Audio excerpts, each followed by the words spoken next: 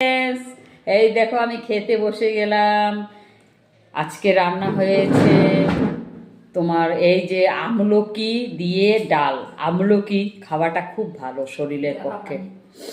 আমলকি দিয়ে ডাল করেছি, আর এখানে একটু চিকেন, শুকনা চিকেন করেছি, কষানো চিকেন, আর এখানে স্যালাড নিয়েছি। বাস, সিম্পল খাওয়া। আমার এত সাজানো গুছানো, বাটি বাটি করে সাজানো গুছানো নিতে খেতে ইচ্ছা করে না।